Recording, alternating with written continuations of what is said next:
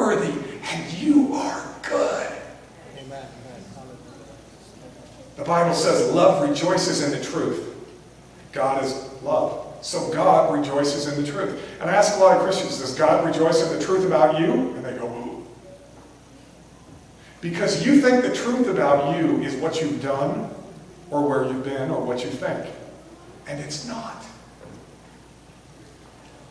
The truth about you is that you are good. Now listen. This will make a lot of people mad, and I can't imagine why, but it always does. When you say things like, the heart is deceitful above all. How many of you know that verse? You can't trust your heart, it's deceitful. Listen, what happened on the cross?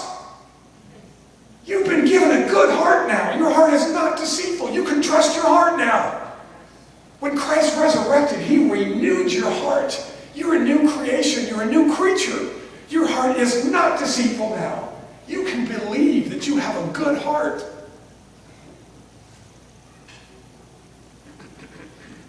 So this is my final illustration. This is what happened to me. We had a guy in our church.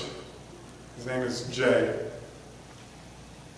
He has this unusual prophetic gift. I've never seen this in anyone. But this man hears an audible voice. And I can ask him about any person I know, and this is what he does. Well, what the Lord is saying, and he'll tell me exactly, and he'll blow your mind with his accuracy. I've heard 1 million people in the church say they're prophets. I've never met anyone like this man.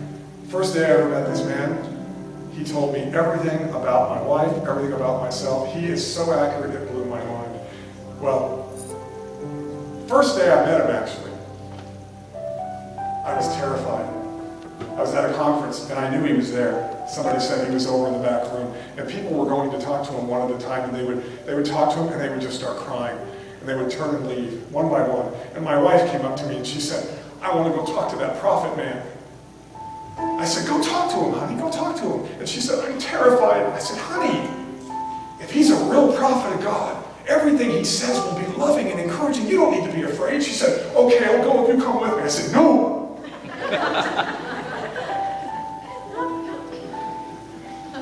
So finally, she and I went to this man. And I was like the scarecrow in the Wizard of Oz.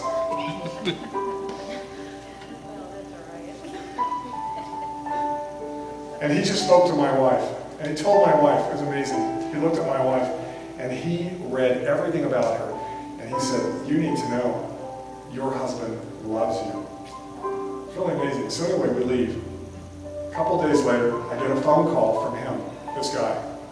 And he said, I want to go out and have dinner with you and your wife. And I'm like, oh. So my heart is just racing, you know. He says, I have something to tell you. I'm like, oh no. I mean, folks, I started fasting, repenting.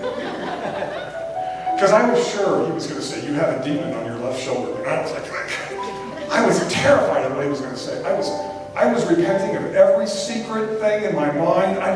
It was horrible. So we meet at this restaurant, and I am shaking, because I'm thinking, he's going to expose me in front of my wife.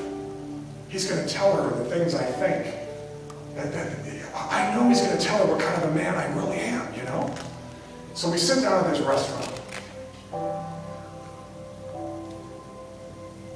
and he talks to us for a while. And he says, I brought you here because I have a message from him to you. I'm like, okay, just give it to me.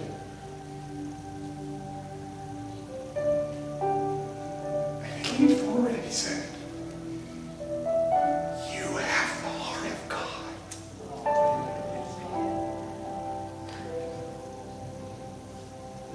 I was expecting, you're a sinner. All the way home, we drove in total silence. And I got in the door and I said, he's right.